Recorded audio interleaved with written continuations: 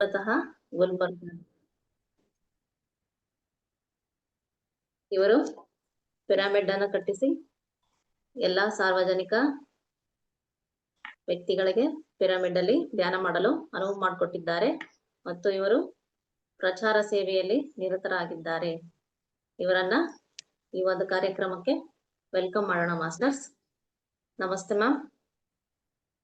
Welcome to the session. Madam ನಮಸ್ತೆ, ಎಲ್ರಿಗೂ ನಮಸ್ತೆ. Thank you madam, thank you. Over to you ma'am. Okay madam.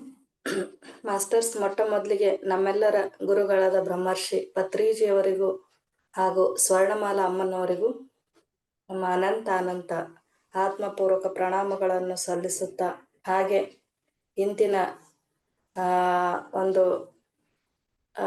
ಟಾಪಿಕ್ನ main ಕಥಾನಾಯಕರಾಗಿರ್ತಕ್ಕಂತಹ ಯಾರು ಶ್ರೀ ಜಗಜ್ಯೋತಿ ಬಸವೇಶ್ವರರಿಗೂ ಆ ಒಂದು ಆತ್ಮ ಚೈತನ್ಯ ಶಕ್ತಿಗೂ ನನ್ನ ಅನಂತ ಆತ್ಮಪೂರ್ವಕ ಪ್ರಣಾಮಗಳನ್ನು ಸಲ್ಲಿಸುತ್ತಾ,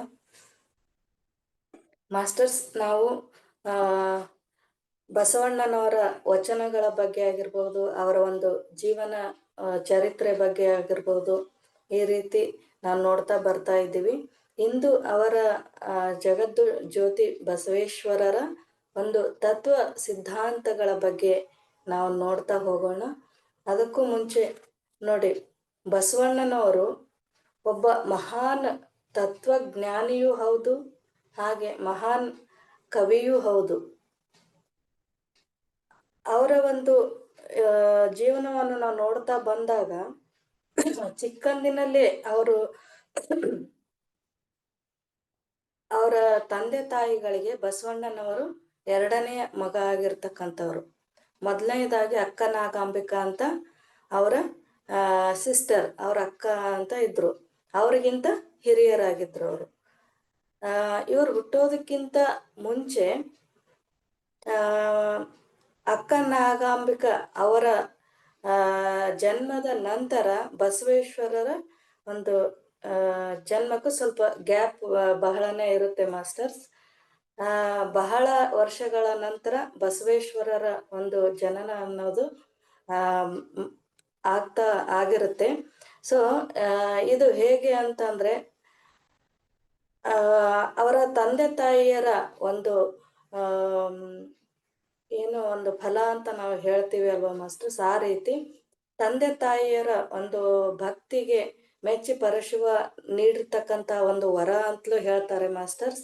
ಹೀಗೆ ಅವರು ಹುಟ್ಟಿದ ಮೇಲೆ ಜಾತವೇದ ಮುನಿಗಳು, ಅಂದ್ರೆ ಮುಂದೆ ಅವರು ದೊಡ್ಡವರಾದ ನಂತರ ಒಂದು ಶಿಕ್ಷಣ ನೀಡಿರ್ತಕ್ಕಂಥ ಒಬ್ಬ ಗುರು ಜಾತವೇದ ಮುನಿಗಳು ಅವ್ರ ಮನೆಗೆ, ಬಸವಣ್ಣನವರು ಹುಟ್ಟಿದ ಆ ಒಂದು ಸಂದರ್ಭದಲ್ಲಿ ಅವ್ರ ಮನೆಗೆ ಬರ್ಬೇಕಾದ್ರೆ ಆ ಮಗುವನ್ನು ನೋಡಿ ಹೇಳ್ತಾರೆ ಜಾತವೇದ ಮುನಿಗಳು ಹೇಳ್ತಾರೆ ಏನಪ್ಪಾ ಅಂದ್ರೆ, ನೋಡಿ, ಈ ಮಗು ಸಾಧಾರಣವಾದ ಮಗು ಅಲ್ಲ, ಇವರು ಒಬ್ಬ ದೊಡ್ಡ ಧರ್ಮ ಸುಧಾರಕನು ಆಗ್ತಾನೆ ಮುಂದೆ, ಮತ್ತೆ ದೊಡ್ಡ ಸಮಾಜ ಸುಧಾರಕನು ಆಗ್ತಾನೆ ಅಂತ ಆ ಒಂದು ಕ್ಷಣದಲ್ಲೇ ಆ ಮಗುವನ್ನು ನೋಡಿ ಜಾತವೇದ ಮುನಿಗಳು ಅವರ ತಂದೆ ತಾಯಿಗಳಿಗೆ ತಿಳಿಸಿರ್ತಕ್ಕಂಥದ್ದು.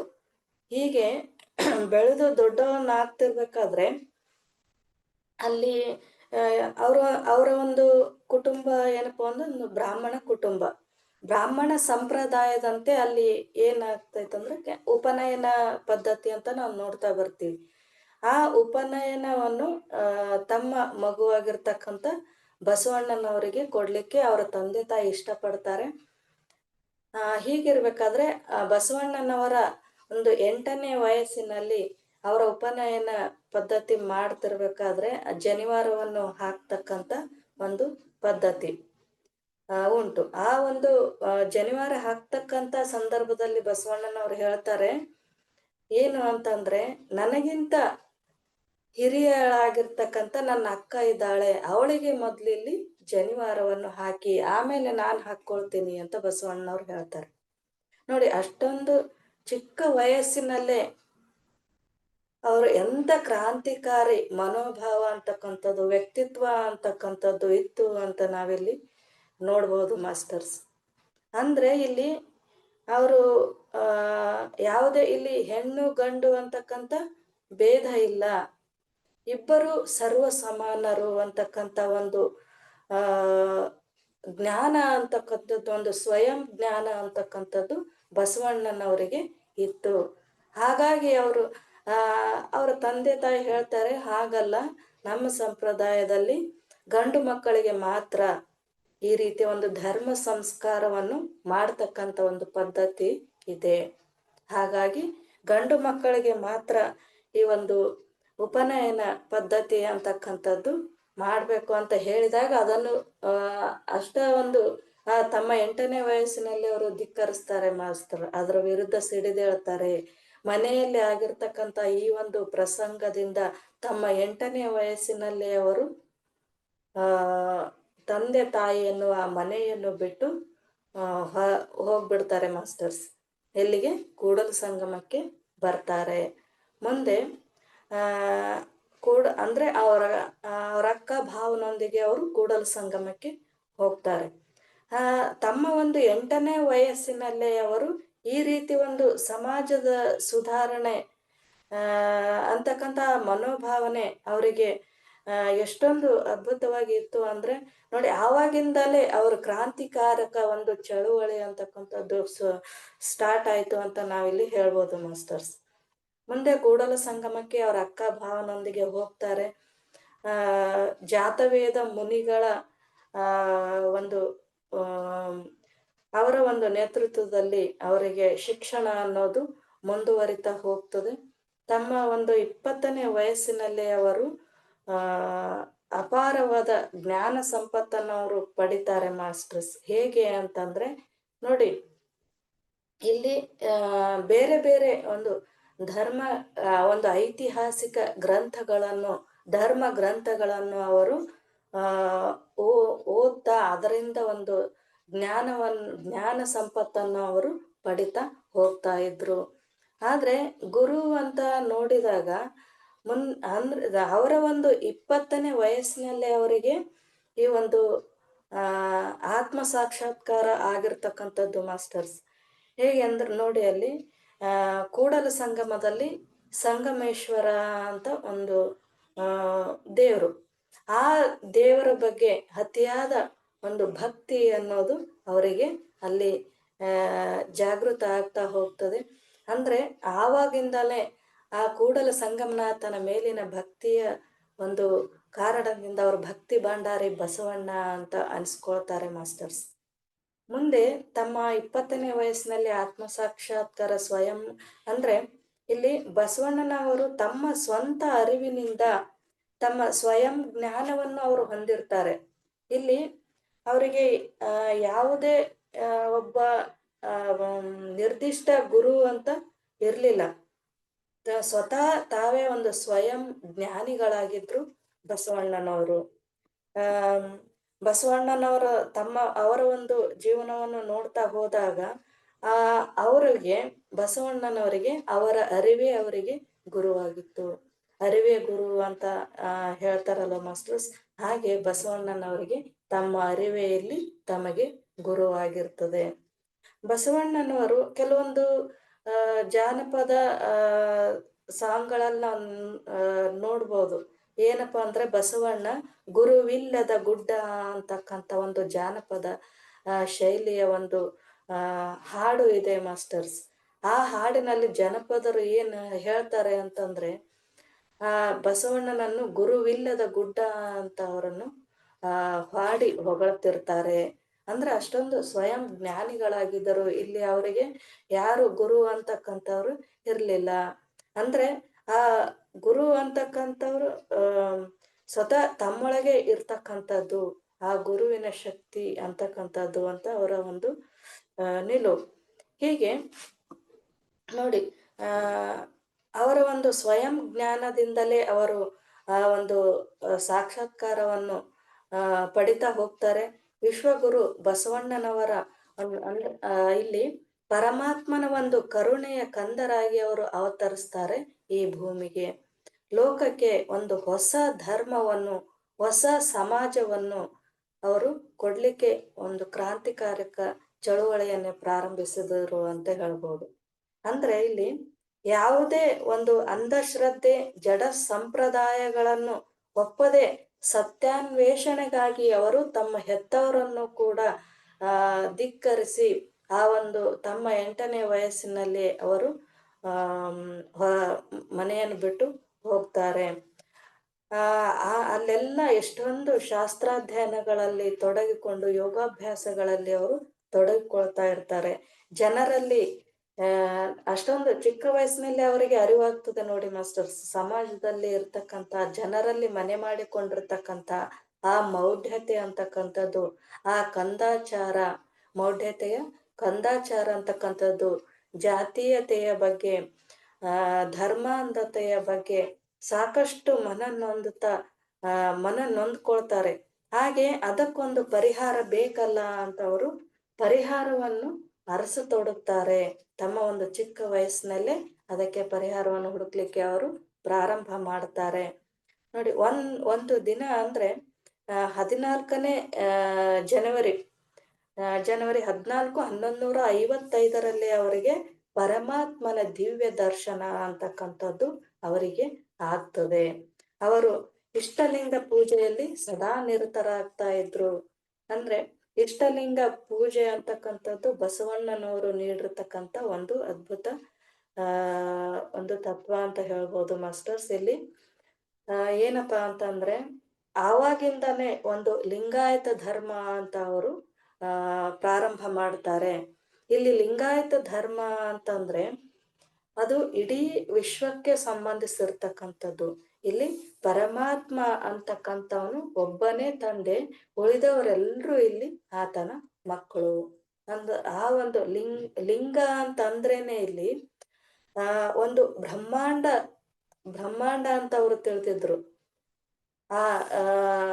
ಈಗ ನೋಡಿ, ಬ್ರಹ್ಮ ವಿಷ್ಣು ಮಹೇಶ್ವರರು ಆ ಒಂದು ತ್ರಿಮೂರ್ತಿಗಳನ್ನು ಮೀರಿರ್ತಕ್ಕಂತಹ ಆ ಸೃಷ್ಟಿಕರ್ತನೊಬ್ಬ ಪರಮಾತ್ಮನೊಬ್ಬನು ಇದ್ದಾನೆ ಅಂತಕ್ಕಂಥದ್ದು ಅವರ ಘೋಷಣೆ ಆಗಿತ್ತು.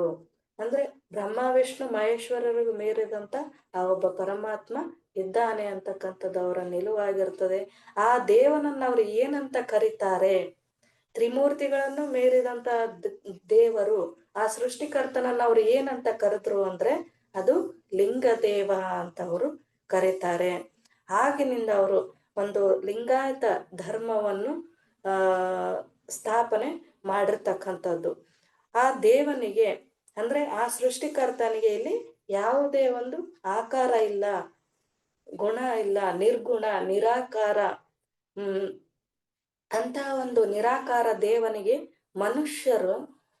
ಮನುಷ್ಯರಾಗಿರ್ಬೋದು, ಒಂದು ಪ್ರಾಣಿಗಳ ಆಕಾರ ಕೊಡುವುದು ಸರಿಯಲ್ಲ ಅಂತ ಆ ಒಂದು ಭಾವವನ್ನು ತಳೆದು ಆ ದೇವನ ಸಾಕಾರವೇ ಈ ಬ್ರಹ್ಮಾಂಡ ಅಂತ ಅವರು ಬಸವಣ್ಣನವರು ಹೇಳಿರ್ತಕ್ಕಂಥದ್ದು. ನೋಡಿ, ಕೈಯಲ್ಲಿ ಆ ಲಿಂಗವನ್ನು ಇಟ್ಕೊಂಡು ಅವರು ಪೂಜೆ ಮಾಡ್ತಿರ್ಬೇಕಾದ್ರೆ ಅದು ಆ ಇಷ್ಟಲಿಂಗ ಪೂಜೆ ಅಂತಂದ್ರೆ ಅದು ಕೇವಲ ತ್ರಿಮೂರ್ತಿಗಳಲ್ಲ, ಇಡೀ ಬ್ರಹ್ಮಾಂಡ ಅಂತ. ಈಗ ಬ್ರಹ್ಮಾಂಡ ಇರೋದೇ ಆ ಒಂದು ಲಿಂಗಾಕೃತಿಯಲ್ಲಿ, ಹೌದಲ್ವ ಮಾಸ್ಟರ್ಸ್? ಹಾಗೆ ಆ ಲಿಂಗಾಕೃತಿಯಲ್ಲಿ ಇರ್ತಕ್ಕಂಥ ಬ್ರಹ್ಮಾಂಡವನ್ನು ಅವರು ಭಕ್ತಿಯಿಂದ ಪೂಜಿಸ್ತಕ್ಕಂಥದ್ದು. ಅಂದ್ರೆ ಧ್ಯಾನದಲ್ಲಿ ಲೀನರಾಗ್ತಾ ಇದ್ರು. ಅವ್ರ ಪೂಜೆ ಅಂದ್ರೆ ಇಲ್ಲಿ ಈಗ ಸುಮ್ನೆ ಒಂದು ಲಿಂಗವನ್ನು ಇಟ್ಕೊಂಡು ಅಲ್ಲಿ ವಿಭೂತಿ ಹಚ್ಚೋದು, ಕುಂಕುಮ ಹಚ್ಚೋದು ಅಂತ ಅಲ್ಲ ಮಾಸ್ಟರ್ಸ್. ಆ ಲಿಂಗವನ್ನು, ಆ ಲಿಂಗಾಕಾರದ ಆಕೃತಿಯನ್ನು ಇಟ್ಕೊಂಡು ಅವರು ಧ್ಯಾನದಲ್ಲಿ ಲೀನ ಆಗ್ತಾ ಇದ್ರು. ಆ ಬ್ರಹ್ಮಾಂಡದ ಆಕೃತಿಯಲ್ಲಿರ್ತಕ್ಕಂಥ ಆ ಲಿಂಗದಲ್ಲಿ ಮೂಲಕ ಅವರು ಧ್ಯಾನಾಸಕ್ತರಾಗ್ತಾ ಇದ್ರು. ಆದ್ದರಿಂದ ಈ ಲಿಂಗದೇವನ ಒಂದು ಪೂಜೆಗೆ ಇಷ್ಟಲಿಂಗದ ಒಂದು ಪರಿಕಲ್ಪನೆಯನ್ನು ಅವರು ಕೊಡ್ತಾ ಹೋದ್ರು. ದೇವರ ಕುರುಹಾಗಿರ್ತಕ್ಕಂತಹ ಆ ಇಷ್ಟಲಿಂಗವು ಮಾನವನ ಜಾತಿ, ವರ್ಣ, ವರ್ಗ ಭೇದಗಳನ್ನು ಕಳೆದು ಶರಣನನ್ನಾಗಿ ಮಾಡ್ತಕ್ಕಂತಹ ಒಬ್ಬ ಅದ್ಭುತ ಕುಲಜನನ್ನಾಗಿ ಮಾಡ್ತಕ್ಕಂತಹ ಒಂದು ಸಾಧನ ಆಗ್ಬೇಕೆಂದು ಅದನ್ನು ಆ ಧರ್ಮದ ಲಾಂಛನವನ್ನಾಗಿ ಅವರು ಅಲ್ಲಿ ಮಾಡ್ತಾರೆ. ನೋಡಿ, ಇಲ್ಲಿ ಪರಮಾತ್ಮನ ಒಂದು ದಿವ್ಯಾನುಭವವನ್ನು ಪಡೆದಿರ್ತಕ್ಕಂಥ ಅವರು ನವ ಸಮಾಜ ನಿರ್ಮಾಣದ ಒಂದು ರೂಪುರೇಷೆಗಳನ್ನು ಕೂಡ ಇಲ್ಲಿ ತಮ್ಮ ಒಂದು ಮನದಲ್ಲಿ, ಆ ಒಂದು ರೂಪುರೇಷೆ ತಮ್ಮ ಮನದಲ್ಲೂ ಕೂಡ ಹೊಂದಿ ಕಲ್ಯಾಣದ ಒಂದು ಕಾರ್ಯಕ್ಷೇತ್ರವನ್ನು ಅವರು ಪ್ರವೇಶ ಮಾಡ್ತಾರೆ. ತಮ್ಮ ರಾಜ ಬಿಜ್ಜಳನ ಒಂದು ಆಸ್ಥಾನದಲ್ಲಿ ಅವರು ಮಂತ್ರಿಯಾಗಿ ಸೇರ್ಕೊಂಡ ಮೇಲೆ ಅನೇಕ ಸಮಾಜ ಸುಧಾರಣೆಯ ಕೆಲಸಗಳನ್ನು ಅವರು ಮಾಡ್ತಾ ಹೋಗ್ತಾರೆ. ಅಂದ್ರೆ ಕೆಲವೊಂದು ಜನಪರ ಸುಧಾರಣೆಗಳು, ಆ ಸಮಾಜ ಸುಧಾರಣೆ ಆಗಿರ್ತಕ್ಕಂಥದ್ದು, ಕೆಲವೊಂದು ಎಷ್ಟೊಂದು ಅವರು ಕ್ರಮಗಳನ್ನು ಅಲ್ಲಿ ಕೈಗೊಳ್ತಾರೆ. ಆ ಒಂದು ಸಂದರ್ಭದಲ್ಲಿ ಬಸವಣ್ಣನವರು ಗಂಗಾಂಬಿಕಾ ಮತ್ತು ನೀಲಾಂಬಿಕಾ ಅಂತ ಇಬ್ಬರ ಪತ್ನಿಯರ ಇಬ್ಬರನ್ನ ಅವರು ಮದುವೆ ಆಗ್ತಾರೆ. ನೀಲಾಂಬಿಕೆ, ಗಂಗಾಂಬಿಕೆ ಅವರ ಪತ್ನಿಯರಾಗಿದ್ರು. ಬಸವಣ್ಣನವರಿಗೂ ಒಬ್ಬ ಮಗ ಕೂಡ ಇದ್ದ, ಚಿಕ್ಕ ವಯಸ್ಸಿನಲ್ಲಿ ತೀರ್ಕೊಂಡಿರ್ತಕ್ಕಂಥದ್ದು. ಆಕ್ಚುಲಿ ಬಸವಣ್ಣನವರಿಗೆ ಇಲ್ಲಿ ಮದುವೆ, ಈ ಸಂಸಾರ ಅನ್ನೋದು ಇಷ್ಟ ಆಗಿರ್ಲಿಲ್ಲ ಅವರಿಗೆ. ಒಂದು ಬ್ರಹ್ಮಚರ್ಯ ಜೀವನ ಅಂತಕ್ಕಂಥದ್ದು ತುಂಬಾ ಇಷ್ಟ ಆಗಿರ್ತಕ್ಕಂಥದ್ದು. ಆದ್ರೂ ಕೂಡ ಅವರು ಧ್ಯಾನದಲ್ಲಿ ಇರ್ಬೇಕಾದ್ರೆ ಆ ಪರಮಾತ್ಮನಿಂದ ಒಂದು ಅಶರೀರವಾಣಿ ಅಂತಕ್ಕಂಥದ್ದು ಬರ್ತದೆ. ಅದು ಏನಪ್ಪಾ ಅಂತಂದ್ರೆ, ನೀನು ಮದುವೆ ಆಗ್ಬೇಕು, ಸಂಸಾರಸ್ಥನಾಗಿ ಈ ಒಂದು ಭವವನ್ನು ಗೆಲ್ತಕ್ಕಂತಹ ಆ ಒಂದು ಸುಧಾರಣೆ, ಮಾನವ ಕುಲವನ್ನು ಸುಧಾರಣೆ ಮಾಡತಕ್ಕಂತಹ ಆ ಒಂದು ಧರ್ಮ ಸುಧಾರಣೆ, ಸಮಾಜ ಸುಧಾರಣೆ ಕಾರ್ಯದಲ್ಲಿ ನೀನು ತೊಡಗಿಕೊಳ್ಬೇಕು ಅಂತಕ್ಕಂಥ ಒಂದು ಪರಮಾತ್ಮನ ವಾಣಿ ಅನ್ನೋದು ಬಸವೇಶ್ವರರಿಗೆ ಧ್ಯಾನಾಸಕ್ತರಾದಾಗ ಆಗ್ತದೆ ಮಾಸ್ಟರ್ಸ್. ಹಾಗಾಗಿ ಅವರು ಮದುವೆಗೆ ಒಪ್ಕೊಳ್ತಾರೆ. ಆಗ ನೀಲಾಂಬಿಕೆ, ಗಂಗಾಂಬಿಕೆಯವರನ್ನು ತಮ್ಮ ಪತ್ನಿಯರನ್ನಾಗಿ ಸ್ವೀಕಾರ ಮಾಡ್ತಾರೆ. ಮುಂದೆ ಬಿಜ್ಜಳನ ರಾಜ ಬಿಜ್ಜಳನ ಆಸ್ಥಾನದಲ್ಲಿ ಮಂತ್ರಿಯಾಗಿದ್ದುಕೊಂಡು ಅನೇಕ ಸಮಾಜ ಸುಧಾರಣಾ ಕ್ರಮಗಳನ್ನು ಅವರು ಕೈಗೊಳ್ತಿರ್ತಾರೆ. ಜಾತಿ ಲಿಂಗ ಭೇದವಿಲ್ಲದೆ ಶರಣ ತತ್ವದಲ್ಲಿ, ನೋಡಿ, ಶರಣ ತತ್ವದಲ್ಲಿ ಒಂದು ಸಮಾನತೆಯಲ್ಲಿ ಮತ್ತು ಕಾಯಕ ನಿಷ್ಠೆಯಲ್ಲಿ ನಂಬಿಕೆಯುಳ್ಳವರನ್ನು ನಿಜವಾದ ಶಿವಶರಣರು ಅಂತ ಅವರು ಕರೀತಾರೆ. ಅಲ್ಲಿ ನೋಡಿ, ಈ ಕಾಯಕ ತತ್ವ ಅಂತ ಅಂದಾಗ ಕಾಯಕವೇ ಕೈಲಾಸ ಅಂತ ಬಸವಣ್ಣನವರು ಹೇಳಿರ್ತಕ್ಕಂಥದ್ದು. ಕಾಯಕದಲ್ಲೇ ಅವರು ಒಂದು ಕೈಲಾಸವನ್ನು ಕಂಡಿರ್ತಕ್ಕಂಥ ಒಂದು ಅದ್ಭುತ ವ್ಯಕ್ತಿ. ಸ್ವತಃ ತಾವೇ ಅದಕ್ಕೆ ಸ್ಫೂರ್ತಿ ಅಂತ ಇಲ್ಲಿ ಹೇಳ್ಬಹುದು. ಸ್ವತಃ ಅವರೇ ಇಲ್ಲಿ ಕಾಯಕ ನಿಷ್ಠರಾಗಿರ್ತಾ ಇದ್ರು. ಇಂಥ ಒಂದು ನೋಡಿ, ಇಲ್ಲಿ ಗಾಂಧೀಜಿಯವರು ಸುಮಾರು ಯಾವಾಗ ಅಂತಂದ್ರೆ 1924 ಸಂದರ್ಭ, ಗಾಂಧೀಜಿಯವರು ಕೂಡ ಅಸ್ಪೃಶ್ಯತೆಯ ವಿರುದ್ಧವಾಗಿ ಸಮಾಜದಲ್ಲಿ ಎಷ್ಟೋ ಒಂದು ಹೋರಾಡಿರ್ತಕ್ಕಂಥದ್ದು ಇದೆ. ಆ ಒಂದು ಸಂದರ್ಭದಲ್ಲಿ ಏನಪ್ಪಾ ಅಂತಂದ್ರೆ, ಹರ್ಡೇಕರ್ ಮಂಜಪ್ಪನವರು ಅಂತ ನಾವು ಕರ್ನಾಟಕದ ಗಾಂಧಿ ಅಂತಾನೆ ನಾವು ಹೇಳ್ತೀವಿ ಮಾಸ್ಟರ್ಸ್. ಆಗ 1924 ಸುಮಾರಿನಲ್ಲಿ ಬೆಳಗಾವ್ ಅಧಿವೇಶನ, ಕಾಂಗ್ರೆಸ್ ಅಧಿವೇಶನ ಅಂತಕ್ಕಂಥದ್ದು ಬೆಳಗಾವ್ನಲ್ಲಿ, ಆ ಬೆಳಗಾವ್ ಕಾಂಗ್ರೆಸ್ ಅಧಿವೇಶನ ಅಂತಕ್ಕಂಥದ್ದು ನಡೀತಕ್ಕಂಥದ್ದು. ಅಲ್ಲಿ ಹರ್ಡೇಕರ್ ಮಂಜಪ್ಪನವರು ಗಾಂಧೀಜಿಯವರು ಬಂದಿರತಕ್ಕಂಥ ಆ ಸಂದರ್ಭದಲ್ಲಿ ಒಂದು ಶಿಸ್ತಿನ ಪ್ರಸಾದ ವ್ಯವಸ್ಥೆಯನ್ನು ಅವರಲ್ಲಿ ಮಾಡಿರ್ತಾರೆ. ಆಗ ಆ ಒಂದು 1924 ಸಂದರ್ಭದಲ್ಲಿ, ಇದು 12ನೇ ಶತಮಾನದಲ್ಲಿ, ಆ ಒಂದು ಸಂದರ್ಭದಲ್ಲಿ ಏನ್ ಹೇಳ್ತಾರೆ, ಗಾಂಧೀಜಿಯವರು ಹರ್ಡೇಕರ್ ಮಂಜಪ್ಪನವರನ್ನ ಗುರುತಿಸ್ತಾರೆ ಅಲ್ಲಿ. ಹೇಗೆ ಅಂದ್ರೆ ನೋಡಿ, ಈ ಒಂದು ಪ್ರಸಾದ ವ್ಯವಸ್ಥೆ ಸುಮಾರು ಹಿಂದೆ ಎಷ್ಟೋ ಕಾಂಗ್ರೆಸ್ ಅಧಿವೇಶನಗಳು ಆಗಿ ಹೋಗಿದ್ದಾವೆ. ಆದ್ರೆ ಈ ಒಂದು ಕಾಂಗ್ರೆಸ್ ಅಧಿವೇಶನ ಅಂತಕ್ಕಂಥದ್ದು ಈ ಒಂದು ಶಿಸ್ತಿನ ಪ್ರಸಾದದಿಂದ ಇಲ್ಲಿ ಹೆಸರಾಗಿರ್ತಕ್ಕಂಥದ್ದು. ಆ ಒಂದು ಗಮನ ಅಂತಕ್ಕಂಥದ್ದು ಗಾಂಧೀಜಿಯವರ ಮನಸೆಳಿತದೆ ಮಾಸ್ಟರ್ಸ್. ಅವರು ಬಂದು ಕೇಳ್ತಾರೆ ಅಲ್ಲಿ, ಎಷ್ಟೊಂದು ಸ್ಟೂಡೆಂಟ್ಸ್ ಅಲ್ಲಿ ಆ ಇರ್ತಾರೆ. ಅಲ್ಲಿ ಕೇಳ್ತಾರೆ, ಇಷ್ಟೊಂದು ಈ ಶಿಸ್ತಿನ ಪ್ರಸಾದವನ್ನು ಮಾಡಿದವ್ರು ಯಾರು ಅಂತ ಕೇಳ್ತಿರ್ಬೇಕಾದ್ರೆ ಹರ್ಡೇಕರ್ ಮಂಜಪ್ಪನವ್ರು ನಾನ್ ಮಾಡಿದ್ದು ಅಂತ ಅವ್ರು ಹೇಳ್ಕೊಳ್ಳಿಲ್ಲ. ಇಲ್ಲಿ ಬದಲಾಗಿ ಅವ್ರು ಏನ್ ಹೇಳ್ತಾರೆ ಅಂತಂದ್ರೆ, ಇದು ಈ ಒಂದು ಶಿಸ್ತಿನ ಪ್ರಸಾದ ಅಂತಕ್ಕಂಥದ್ದು 12ನೇ ಶತಮಾನದಲ್ಲಿ ಆಗಿ ಹೋಗಿರ್ತಕ್ಕಂತಹ ಬಸವಣ್ಣನವರ ಆ ಒಂದು ಕಾಯಕ ತತ್ವ ಅಂತ ಹೇಳ್ತಾರೆ ಮಾಸ್ಟರ್ಸ್. ನೋಡಿ ಎಂತ ಅದ್ಭುತ ಅಂದ್ರೆ, ಸುಮಾರು 12ನೇ ಶತಮಾನದಲ್ಲಿ ಬಸವಣ್ಣನವರು ಬೋಧಿಸಿರ್ತಕ್ಕಂತ ಕಾಯಕ ತತ್ವ ಏನಿದೆ ಅಲ್ವಾ, ಇಂದು ಅವರು ಎಷ್ಟು ಹರ್ಡೇಕರ್ ಮಂಜಪ್ಪನಂತವರು ಎಷ್ಟೊಂದು ಅವರಂತೆ ಎಷ್ಟೊಂದು ಜನರ, ಲಕ್ಷಾಂತರ ಜನರ ಜೀವನದಲ್ಲಿ ಎಷ್ಟೊಂದು ಬದಲಾವಣೆ ಪರಿವರ್ತನೆಯನ್ನು ತಂದಿತು ಅಂತ ನಾವು ಹೇಳಿದ್ರೆ, ಇಲ್ಲಿ ಆ ಒಂದು ಶಿಸ್ತಿನ ಪ್ರಸಾದದಿಂದ ಇಲ್ಲಿ ಹರ್ಡೇಕರ್ ಮಂಜಪ್ಪನವರು ಹೆಸರಾಗ್ತಾರೆ ಮಾಸ್ಟರ್ಸ್. ಸೊ 1924 ಆ ಬೆಳಗಾಂ ಕಾಂಗ್ರೆಸ್ ಅಧಿವೇಶನದಲ್ಲಿ ಗಾಂಧೀಜಿಯವರು ಹೀಗೆ ಇದ್ರ ಬಗ್ಗೆ ತಮ್ಮ ಭಾಷಣದಲ್ಲಿ ಹೇಳ್ತಾರೆ. ಬಸವಣ್ಣನವರ ಈ ಕಾಯಕ ತತ್ವವನ್ನು ಉದ್ದೇಶಿಸಿ ಅಲ್ಲಿ ಮಾತಾಡ್ತಾರೆ ಅವರು. ಏನು ಅಂತಂದ್ರೆ, ನಾನು ಬಸವಣ್ಣನ ಬೀದಿಯಲ್ಲಿ ನಡೀತಾ ಬರ್ಬೇಕಾದ್ರೆ ಬಸವಣ್ಣನವರು ಗೊತ್ತು ನನ್ಗೆ, ಬಸವಣ್ಣನವರು ಮಹಾನ್ ಸಿದ್ಧ ಪುರುಷರು, ನಾನು ಕೂಡ ಸಾಧಕನಾಗಿದ್ದೆ. ಬಸವೇಶ್ವರರು ಉಪದೇಶಿಸಿರ್ತಕ್ಕಂಥ ಏನ್ ತತ್ವಗಳೇನಿದಾವೆ ಆ ತತ್ವಗಳನ್ನು, ಆ ಸಿದ್ಧಾಂತಗಳನ್ನು ಅನುಷ್ಠಾನಕ್ಕೆ ತಂದಿದ್ದೇ ಆದ್ರೆ ಅದು ನಮ್ಮ ಭಾರತ ಮಾತ್ರ ಅಲ್ಲ, ಇಡೀ ಪ್ರಪಂಚವನ್ನೇ ನಾವು ಬದಲಾಯಿಸ್ತಕ್ಕಂಥ ಒಂದು, ಅಂದ್ರೆ ಇಡೀ ಪ್ರಪಂಚವನ್ನೇ ಉದ್ಧಾರ ಮಾಡತಕ್ಕಂಥ ಒಂದು ಶಕ್ತಿ ಬಸವಣ್ಣನವರ ಕಾಯಕ ತತ್ವದಲ್ಲಿ ಇದೆ ಅಂತ ಗಾಂಧೀಜಿಯವರು ತಮ್ಮ ಭಾಷಣದಲ್ಲಿ ಹೇಳ್ಕೊಳ್ತಾರೆ ಮಾಸ್ಟರ್ಸ್. ಹೀಗೆ ಆ ಕಾಯಕ ತತ್ವ ಅಂತಕ್ಕಂಥದ್ದು ಇಡೀ ವಿಶ್ವವಿಖ್ಯಾತವಾಗಿರ್ತಕ್ಕಂಥ ಒಂದು ತತ್ವ. ಈ ಕಾಯಕ ತತ್ವದಲ್ಲಿ ಯಾವುದೇ ಜಾತಿ ಧರ್ಮ ಅಂತಕ್ಕಂಥದ್ದು ಇಲ್ಲಿ ಇಲ್ಲ. ಎಲ್ಲರೂ ಎಲ್ಲ ಕಾಯಕವನ್ನು ಸಮಾನವಾಗಿ ಮಾಡ್ತಕ್ಕಂಥದ್ದು. ಹಾಗೆ ಇನ್ನೊಂದು ಇಲ್ಲೇನಪ್ಪಾ ಅಂದ್ರೆ, ಈ ಒಂದು ಅಂತರ್ಜಾತೀಯ ಒಂದು ವಿವಾಹಕ್ಕೆ ಸಂಬಂಧಪಟ್ಟಂತೆ ಸಾಕಷ್ಟು ಇಲ್ಲಿ ಜಾತಿ ಭೇದವನ್ನು ತೊಲಗಿಸ್ಲಿಕ್ಕೆ ಅವರು ಅಂತರ್ಜಾತೀಯ ವಿವಾಹಗಳನ್ನು ಸಹ ತಾವು ಮಂತ್ರಿಯಾಗಿರ್ತಕ್ಕಂಥ ಒಂದು ಸಂದರ್ಭದಲ್ಲಿ ಜಾರಿಯಲ್ಲಿ ತರಬೇಕು ಅಂತ ಸಾಕಷ್ಟು ಪ್ರಯತ್ನ ಪಡ್ತಾ ಇರ್ತಾರೆ.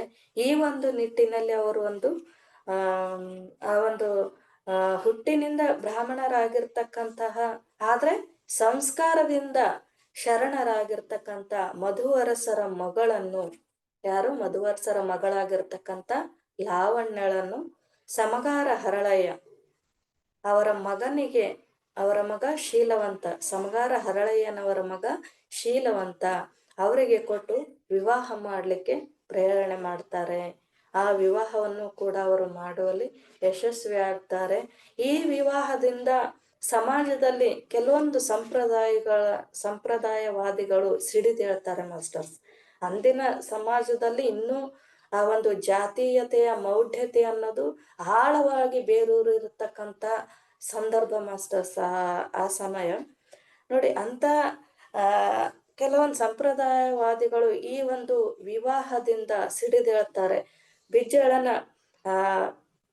ಬಿಜ್ಜಳ ಮಹಾರಾಜನನ್ನು ಬಸವಣ್ಣನವರ ವಿರುದ್ಧ ಪ್ರೇರೇಪಿಸ್ತಾರೆ ಆ ಸಂಪ್ರದಾಯವಾದಿಗಳು.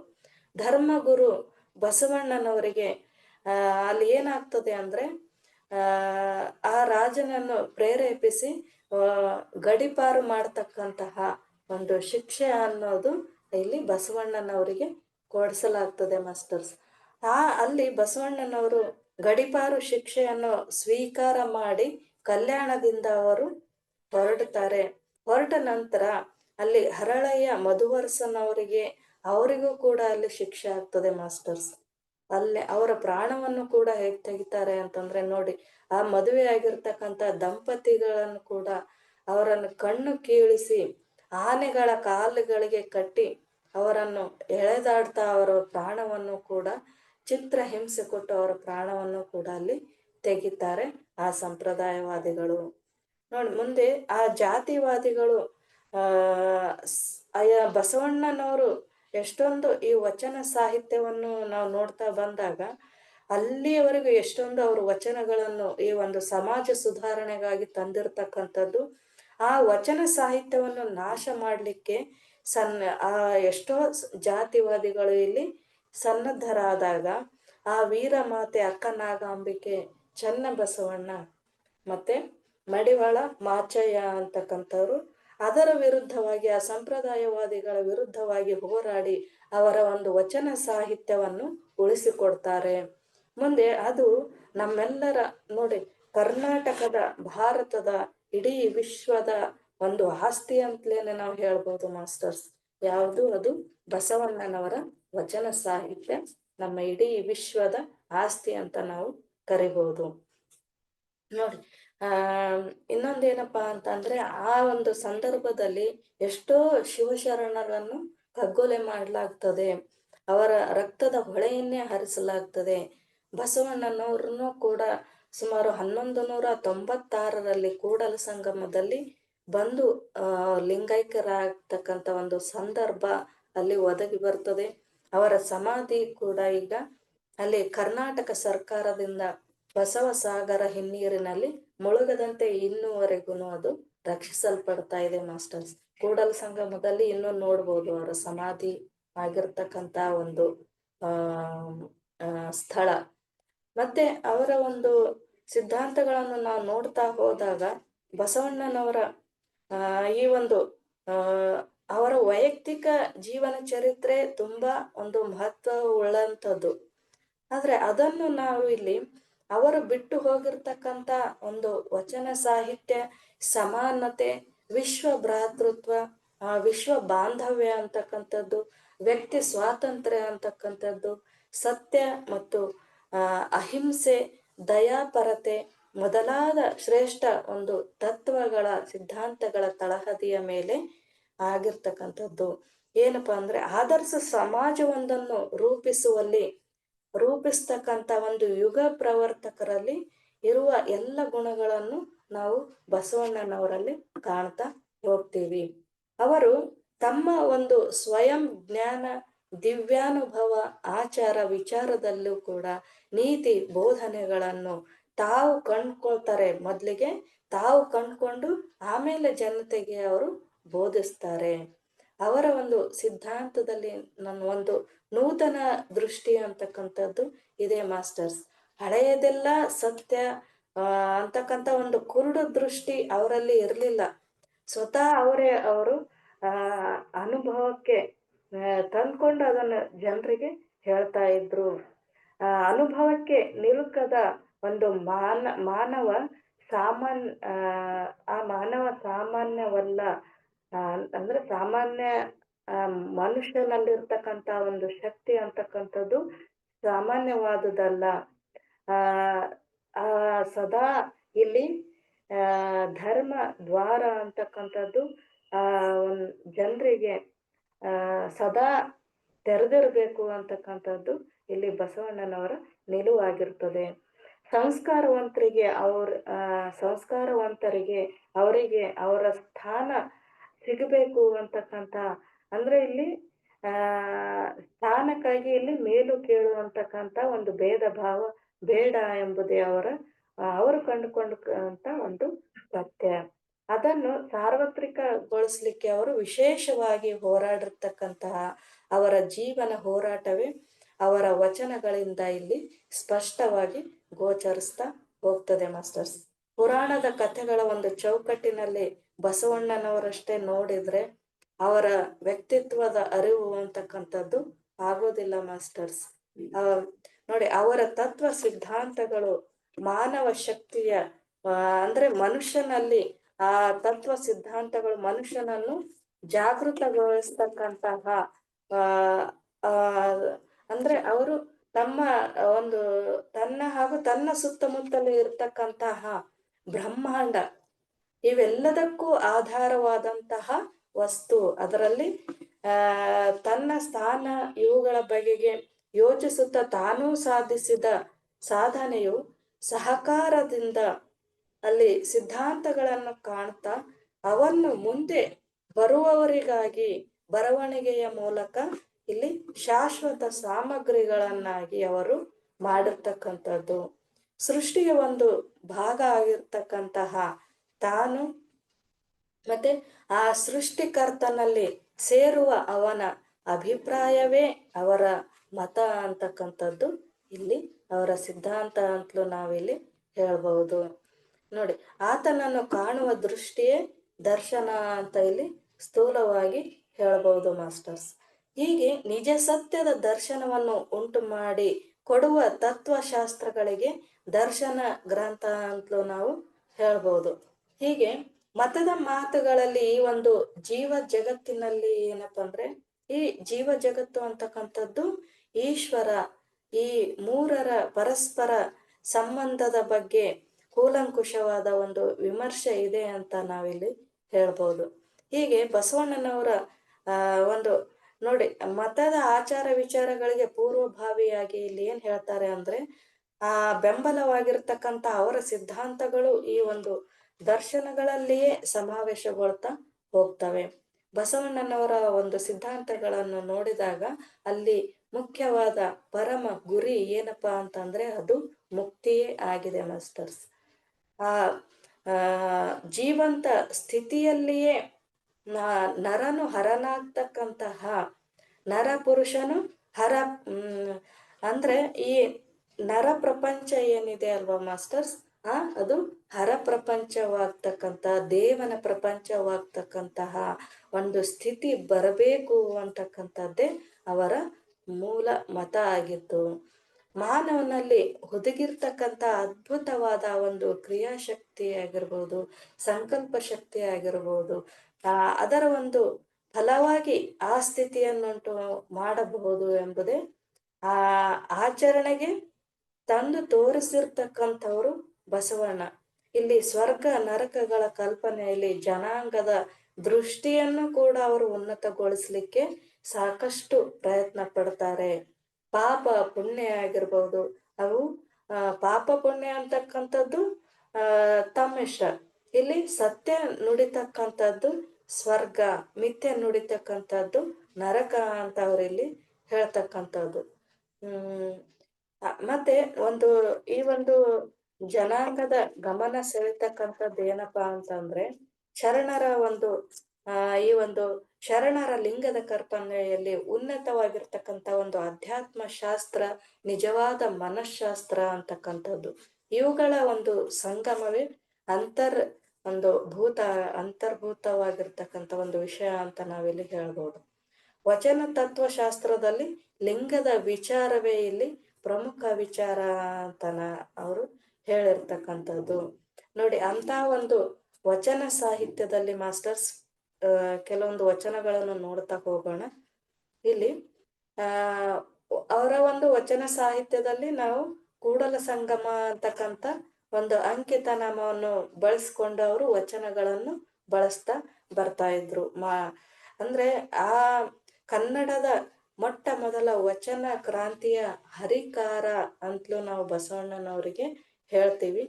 ಹಾಗೆ ಅವರ ಒಂದು ವಚನ ನೋಡ್ತಾ ಹೋಗೋಣ ಮಾಸ್ಟರ್ಸ್. ಇಲ್ಲಿ ನೋಡಿ, ದಯವಿಲ್ಲದ ಧರ್ಮವದಾವುದಯ್ಯ, ದಯವೇ ಬೇಕು ಸರ್ವ ಪ್ರಾಣಿಗಳೆಲ್ಲರಲ್ಲಿ, ದಯವೇ ಧರ್ಮದ ಮೂಲವಯ್ಯ ಅಂತ ಅವ್ರು ಹೇಳಿದ್ರು. ಎಷ್ಟೋ ಧರ್ಮ ಅಂತ ಅಂದ್ರೇನೆ ಇಲ್ಲಿಯ ದಯೆ ಅಂತಕ್ಕಂಥದ್ದು ಇರಬೇಕು. ಆ ದಯೆ ಅಂತಕ್ಕಂಥದ್ದು ಇಲ್ಲ ಅಂದ್ರೆ ಅದು ಧರ್ಮ ಅಲ್ಲ ಅಂತ ಅವ್ರು ಹೇಳ್ತಕ್ಕಂಥದ್ದು. ಎಲ್ಲ ಇಡೀ ನಮ್ಮ ಸುತ್ತಮುತ್ತ ವಾಸ ಮಾಡತಕ್ಕಂಥ ಸಕಲ ಪ್ರಾಣಿಗಳಲ್ಲೂ ಕೂಡ ದಯೆ ಅಂತಕ್ಕಂಥದ್ದು ನಮಗೆ ಇರಬೇಕು ಅಂತ ಅವರ ಒಂದು ವಚನಗಳಲ್ಲಿ ಸ್ಪಷ್ಟವಾಗಿ ಕಾಣ್ತೀವಿ. ಇಲ್ಲಿ ನೋಡಿ ಮಾಸ್ಟರ್ಸ್, ನಾವೆಲ್ಲ ಪಿರಮಿಡ್ ಮಾಸ್ಟರ್ಸ್ಗಳೆಲ್ಲ ನೋಡಿ ಎಷ್ಟೊಂದು ಪತ್ರಿಜಿಯವರ ಒಂದು ಪ್ರಬೋಧನೆಗಳಲ್ಲಿ ನಾವು ನೋಡ್ತಾ ಹೋಗ್ತೀವಿ. ಪ್ರಾಣಿ ಅಂದ್ರೆ ಇಲ್ಲಿ ಎಷ್ಟೋ ನಾವು ಸಸ್ಯಾಹಾರ ರ್ಯಾಲಿಗಳನ್ನು ನಾವು ಮಾಡ್ತಾ ಹೋಗ್ತಾ ಇದ್ದೀವಿ. ಯಾಕೆ ಅಂತಂದ್ರೆ ನಮ್ಮ ಜೊತೆ ಜೀವನ ಮಾಡ್ಲಿಕ್ಕೆ ಬಂದಿರ್ತಕ್ಕಂತಹ ಒಂದು ಪ್ರಾಣಿ ಸಮುದಾಯವನ್ನು ರಕ್ಷಣೆ ಮಾಡ್ಲಿಕ್ಕೆ ಅವುಗಳಿಗೂ ಈ ಈ ಒಂದು ಭೂಮಿಯಲ್ಲಿ ಸ್ವತಂತ್ರವಾದ ಒಂದು ಜೀವನ ಅನ್ನೋದು ಇದೆ. ಅವುಗಳಿಗೂ ಕೂಡ ಸ್ವತಂತ್ರವಾಗಿ ಜೀವಿಸ್ಲಿಕ್ಕೆ ಒಂದು ಅವಕಾಶ ಕೊಡೋಣ ಅನ್ನೋ ಒಂದು ಉದ್ದೇಶದಿಂದ ನಾವು ಎಷ್ಟೊಂದು ಸಸ್ಯಾಹಾರ ರ್ಯಾಲಿಗಳ ಆ ಒಂದು ಪ್ರಾಣಿ ಹಿಂಸೆಯನ್ನು ತಡೀಲಿಕ್ಕೆ ನಾವೆಲ್ಲ ಎಷ್ಟೊಂದು ರ್ಯಾಲಿಗಳನ್ನು ಕೂಡ ಪಿರಮಿಡ್ ಮಾಸ್ಟರ್ಗಳಿಂದ ನಡೀತಾ ಬಂದಿದೆ. ಇದೇ ಬಸವಣ್ಣನವರು ಸುಮಾರು 800 ವರ್ಷಗಳ ಹಿಂದೆ ಕೂಡ ಆ ಪ್ರಾಣಿಗಳಲ್ಲಿ ಸಕಲ ಪ್ರಾಣಿಗಳಲ್ಲಿ ದಯೆ ಇರಬೇಕು, ಪ್ರಾಣಿಗಳನ್ನು ಕೊಲ್ಲೋದು ಸರಿಯಲ್ಲ ಅಂತಕ್ಕಂಥದ್ದು ಆಗ್ಲೇ ಬಸವಣ್ಣನವರು ಹೇಳಿರ್ತಕ್ಕಂಥದ್ದು. ನೋಡಿ ಎಷ್ಟೊಂದು ಇಲ್ಲಿ ಆ ಪ್ರಾಣಿ ಹಿಂಸೆಯನ್ನು ತಡಿಲಿಕ್ಕೆ ಅವರು ಕೂಡ ಸಾಕಷ್ಟು ಪ್ರಯತ್ನವನ್ನು ಮಾಡಿರ್ತಕ್ಕಂಥದ್ದು ಇದೆ. ಮತ್ತೆ ಮುಂದಿನ ವಚನ ನೋಡಿ, ಉಳ್ಳವರು ಶಿವಾಲಯವ ಮಾಡುವರಯ್ಯ, ನಾನೇನು ಮಾಡಲಿ ಬಡವನಯ್ಯ. ಉಳ್ಳವರು ಶಿವಾಲಯವ ಮಾಡುವರಯ್ಯ, ನಾನೇನು ಮಾಡಲಿ ಬಡವನಯ್ಯ. ಎನ್ನ ಕಾಲೇ ಕಂಬ ದೇಹವೇ ದೇಗುಲ, ಶಿರವೇ ಹೊನ್ನ ಕಳಶವಯ್ಯ. ನೋಡಿ, ಎನ್ನ ಕಾಲೇ ಕಂಬ ದೇಹವೇ ದೇಗುಲ, ಶಿರವೇ ಹೊನ್ನ ಕಳಶವಯ್ಯ. ಕೂಡಲ ಸಂಗಮ ದೇವ ಕೇಳಯ್ಯ, ಸ್ಥಾವರ ಕಳಿವುಂಟು ಜಂಗಮ ಕಳಿವಿಲ್ಲ ಅಂತ ಹೇಳಿದ್ರು ಬಸವಣ್ಣನವರು. ನೋಡಿ, ಅವರ ಒಂದು ಪರಿಕಲ್ಪನೆಯಲ್ಲಿ ನಾವು ನೋಡ್ತಾ ಹೋದಾಗ ಈಗ ಹಣವಂತರು ಏನು ಒಂದು ಶಿವಾಲಯ, ಒಂದು ದೇವಸ್ಥಾನ ಕಟ್ಟಡವನ್ನು ಕಟ್ತಾರೆ. ಆದ್ರೆ ನಾನೇನ್ ಮಾಡ್ಲಿ ಬಡವನ. ಆ ಸಂದರ್ಭದಲ್ಲಿ ಸ್ವತಃ ಇಲ್ಲಿ ದೇವಸ್ಥಾನ ಅಂದ್ರೇನೆ ಈ ದೇಹ ಅಂತಕ್ಕಂಥದ್ದು ಬಸವಣ್ಣನವರು ಹೇಳ್ಕೊಂಡಿರ್ತಕ್ಕಂಥದ್ದು. ಇನ್ನೊಂದು ಕಾಲೇ ಕಂಬ ದೇಹನೇ ದೇಗುಲ, ಮತ್ತೆ ಶಿರನೇ, ಈ ಶಿರ ಅಂತಕ್ಕಂಥದ್ದು ಇಲ್ಲಿ ಬಂಗಾರದ ಕಳಶ ಅಂತ ಅವ್ರು ಹೇಳ್ತಾರೆ. ಆದ್ರೆ ಈ ದೇಹದೊಳಗಿರ್ತಕ್ಕಂಥ ದೇವರು ಯಾರು ಅಂತ ಅಂದಾಗ ಇಲ್ಲಿ ಒಂದು ಹೇಳ್ತಾರೆ ಅವರು, ಏನಪ್ಪಾ ಅಂತಂದ್ರೆ ಆತ್ಮವೇ ದೇವರು ಅಂತಕ್ಕಂಥದ್ದು. ಇಲ್ಲಿ ನೋಡಿ ಮುಂದುವರೆದು ಹೇಳ್ತಾರೆ ಏನಪ್ಪಾ ಅಂತಂದ್ರೆ, ಕೂಡಲ ಸಂಗಮ ದೇವ ಕೇಳಯ್ಯ, ಸ್ಥಾವರ ಕಳಿವುಂಟು ಜಂಗಮ ಕಳಿವಿಲ್ಲ. ಇಲ್ಲಿ ಸ್ಥಾವರ ಅಂತಂದ್ರೆ ನೋಡಿ, ಕಟ್ಟಡಗಳು, ಒಂದು ಗುಡಿಗಳ ಒಂದು ಆ ಗುಡಿಗಳಿಗೆ, ಕಟ್ಟಡಗಳಿಗೆ ಅಳಿವಿದೆ, ಆದ್ರೆ ಜಂಗಮ ಕಳಿವಿಲ್ಲ. ಇಲ್ಲಿ ನಾವು ಅರ್ಥ ಮಾಡ್ಕೊಳ್ಬೇಕಾಗಿರ್ತಕ್ಕಂಥದ್ದು ಮಾಸ್ಟರ್ ಏನಪ್ಪಾ ಅಂತಂದ್ರೆ, ಇಲ್ಲಿ ಸ್ಥಾವರ ಅಂದ್ರೆ ಕಟ್ಟಡ ಅಂತ ನಾವು ಹೇಳ್ತೀವಿ, ಗುಡಿ ಗುಂಡಾರಗಳಂತ ನಾವು ಹೇಳ್ತೀವಿ. ಇಲ್ಲಿ ಮುಖ್ಯವಾಗಿ ಅವ್ರು ಹೇಳಿರ್ತಕ್ಕಂಥದ್ದು ಈ ದೇಹನೇ ದೇಗುಲ, ಈ ದೇಹನೇ ಇಲ್ಲಿ ನಾವು ಕಟ್ಕೊಂಡು ಬಂದಿರ್ತಕ್ಕಂಥದ್ದು. ಈ ಒಂದು ಕಟ್ಟಡ, ದೇಹ ಅಂತಕ್ಕಂಥ ಕಟ್ಟಡಕ್ಕೆ ಇಲ್ಲಿ ಅಳಿವು ಅಂತಕ್ಕಂಥದ್ದು ಇದೆ, ನಾಶ ಅಂತಕ್ಕಂಥದ್ದು ಇದೆ. ಆದರೆ ಜಂಗಮ ಕಳಿವಿಲ್ಲ ಅಂತ ಹೇಳ್ತಾರೆ.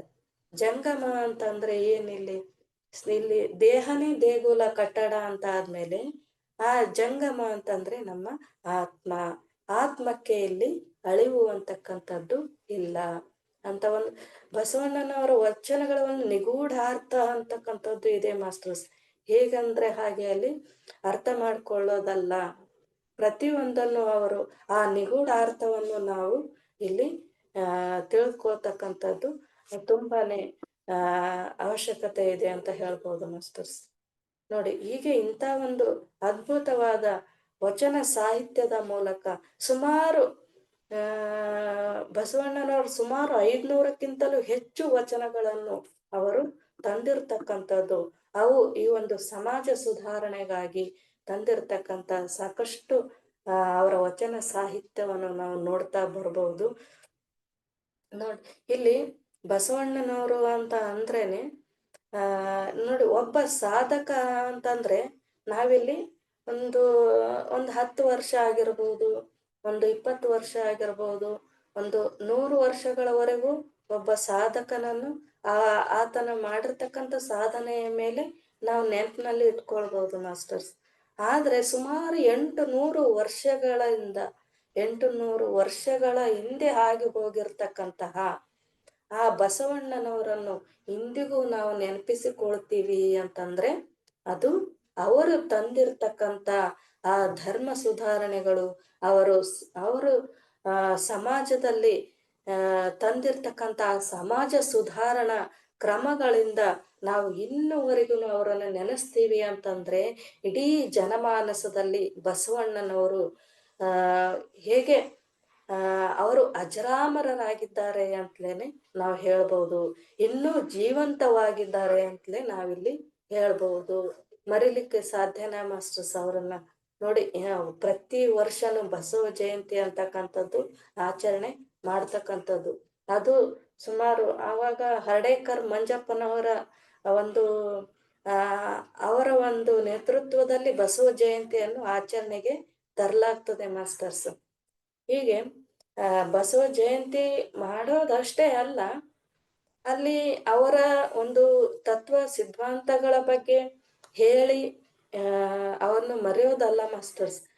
ಅವರ ಒಂದು ಆಚರಣೆಗಳು, ಅವ್ರು ಸ್ವತಃ ಬಸವಣ್ಣನವರೇ ಇಲ್ಲಿ ಆ ತತ್ವ ಸಿದ್ಧಾಂತಗಳನ್ನು ತಮ್ಮ ಜೀವನದಲ್ಲಿ ಅಳವಡಿಸ್ಕೊಂಡಿದ್ರು, ಆಚರಣೆಯಲ್ಲಿ ತಂದಿದ್ರು. ಆಗ ಹೀಗಿರ್ಬೇಕಾದ್ರೆ ಅವರು ಈ ಒಂದು ತತ್ವ ಸಿದ್ಧಾಂತಗಳನ್ನು ಈ ತಮ್ಮ ಒಂದು ವಚನ ಸಾಹಿತ್ಯದ ಮೂಲಕ ಈ ಒಂದು ಧರ್ಮ ಸುಧಾರಣೆ, ಸಮಾಜ ಸುಧಾರಣೆ ಕಾರ್ಯದಲ್ಲಿ ತೊಡಗಿಕೊಂಡಿದ್ದಾರೆ ಅಂತಂದ್ರೆ ಅವರ ಒಂದು ಸಿದ್ಧಾಂತಗಳನ್ನು, ಅವರ ಒಂದು ಏನು ಈ ಸಮಾಜ ಸುಧಾರಣೆ ಕ್ರಮಗಳನ್ನು, ಅವುಗಳನ್ನು ನಾವೇನ್ ಮಾಡ್ಬೇಕು, ಜೀವನದಲ್ಲಿ ಆಚರಣೆಯಲ್ಲಿ ತರ್ತಕ್ಕಂಥದ್ದು ತುಂಬಾನೇ ಅವಶ್ಯಕತೆ ಇದೆ ಅಂತ ನಾವು ಹೇಳ್ಬೋದು. ಹೀಗಾದ್ರೆ ಇಡೀ ವಿಶ್ವವನ್ನು ಒಂದು ವಿಶ್ವ ಭ್ರಾತೃತ್ವದ ನಿಟ್ಟಿನಲ್ಲಿ, ವಿಶ್ವ ಪ್ರೇಮದ ನಿಟ್ಟಿನಲ್ಲಿ ನೋಡಿ ಅತ್ಯಂತ ವೇಗವಾಗಿ ಒಂದು ಸಮಾಜ ಸುಧಾರಣೆ ಅಂತಕ್ಕಂಥದ್ದು ಇಲ್ಲಿ ಆಗ್ಲಿಕ್ಕೆ ಸಾಧ್ಯ ಇದೆ. ಹಾಗಾಗಿ ನೋಡಿ, ಬಸವಣ್ಣನವರು ನೀಡಿರ್ತಕ್ಕಂತಹ ಅವರನ್ನು ವಿಶ್ವಗುರು ಬಸವಣ್ಣ ಅಂತ ಯಾಕೆ ಕರೆದ್ರು ಹೇಳಿ ಮಾಸ್ಟರ್ಸ್? ಅವರು ತಂದಿರ್ತಕ್ಕಂತಹ ಸಮಾಜ ಸುಧಾರಣಾ ಕ್ರಮಗಳು ಏನಿದಾವಲ್ವಾ, ಆ ಸುಧಾರಣಾ ಕ್ರಮಗಳು ಇಡೀ ವಿಶ್ವಕ್ಕೆ ಸಂಬಂಧಿಸಿರ್ತಕ್ಕಂಥವು.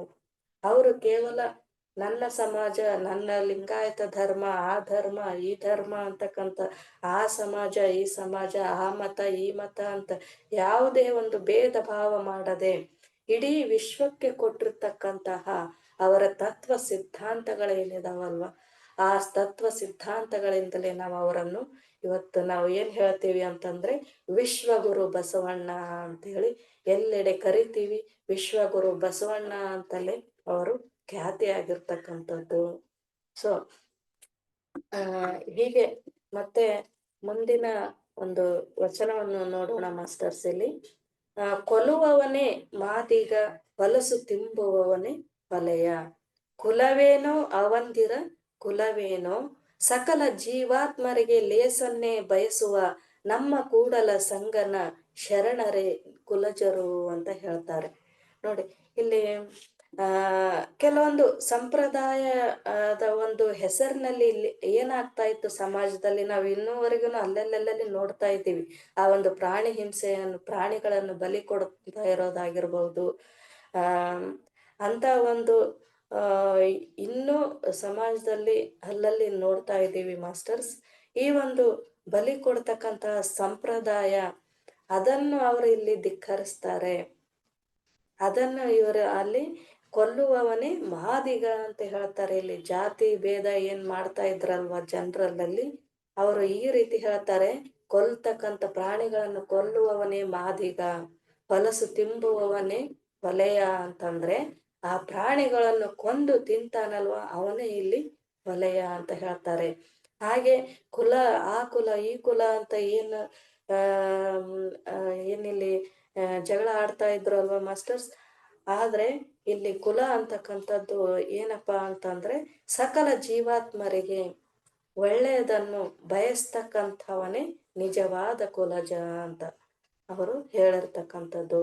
ಅಂತಹ ಕುಲಜನನ್ನು ಇಲ್ಲಿ ಕೂಡಲ ಸಂಗಮ ದೇವ, ಇಲ್ಲಿ ಕೂಡಲ ಸಂಗಮ ದೇವರು ಇಲ್ಲಿ ಒಲಿತಕ್ಕಂಥದ್ದು ಇದೆ ಅಂತಕ್ಕಂಥದ್ದು ಇಲ್ಲಿ ಬಸವಣ್ಣನವರು ಹೇಳಿರ್ತಕ್ಕಂಥದ್ದು.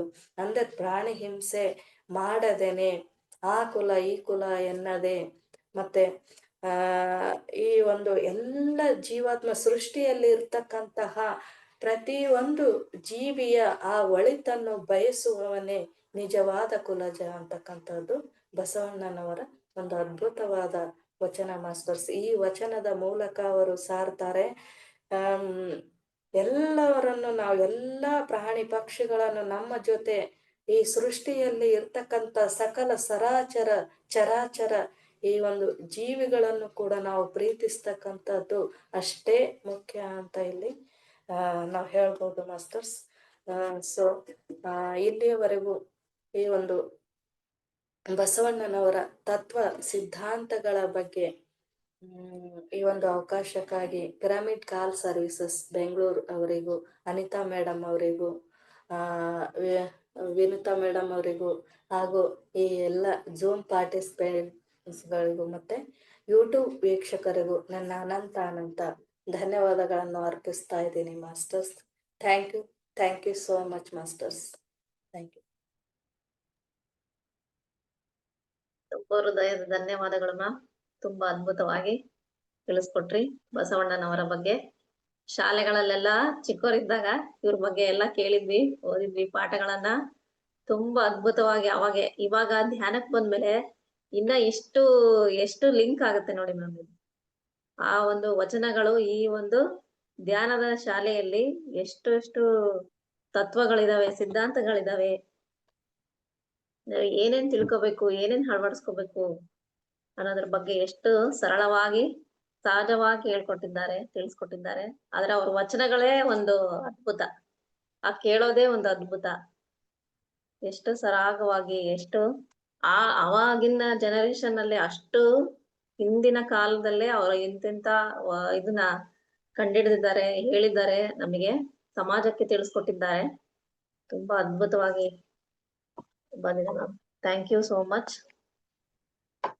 ತಂದೆ ತಾಯಿಗಳ ಬಗ್ಗೆ ಇದೆಲ್ಲ ಸ್ಟೋರೀಸು ಇವಾಗಿನ ಮಕ್ಳಿಗೆ ಇದೆಲ್ಲ ಇವಾಗಿನ ಜನರೇಷನ್ಗೆ ತುಂಬಾ ಅವಶ್ಯಕತವಾಗಿರೋಂಥದ್ದು. ಬಸವಣ್ಣನವ್ರ ವಚನಗಳದ ಮೂಲಕನೇ ಎಲ್ಲಾ ತಿಳ್ಕೊಬೇಕಾಗಿರೋಂಥದ್ದು. ತುಂಬಾ ಅದ್ಭುತವಾಗಿ ಆ ವಚನಗಳು ಕೇಳ್ತಾ ಇದ್ರೇನೆ ಕೇಳ್ತಾನೆ ಇರ್ಬೇಕು ಅಂತ ಅನ್ಸ್ತಾ ಇರುತ್ತೆ. ಮುಗಿಸ್ಬೇಕು, ಬಿಡ್ಬೇಕು, ಸಾಕು ಅಂತ ಅನ್ಸೋದೇ ಇಲ್ಲ, ಅಷ್ಟು ಅದ್ಭುತವಾಗಿದಾವೆ. ಅಡ್ರೆಸ್ ಮಾಡಿದ್ದಾರೆ.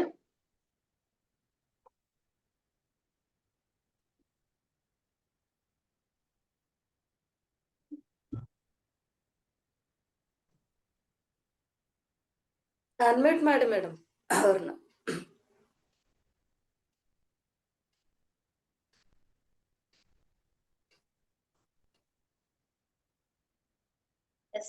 ನಮಸ್ತೆ ಮೇಡಮ್. ನಮಸ್ತೆ ಮೇಡಮ್. ನಮಸ್ತೆ ಮೇಡಮ್.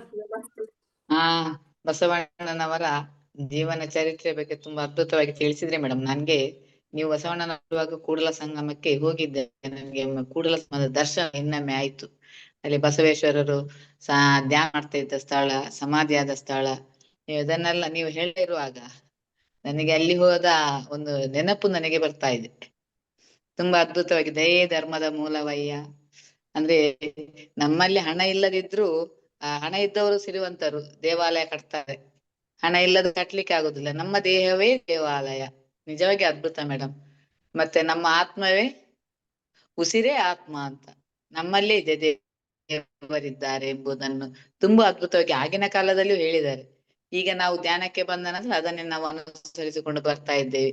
ತುಂಬಾ ಅದ್ಭುತವಾಗಿ ತಿಳಿಸಿದ್ರೆ madam. Thank you madam. Thank you thank you thank you thank you madam. Thank you. Thank you madam. Thank you ma'am. ಧನ್ಯವಾದಗಳು. ಮತ್ತೆ ಯಾರು ಮಾತಾಡ್ಲಿಕ್ಕಿದೆಯಾ?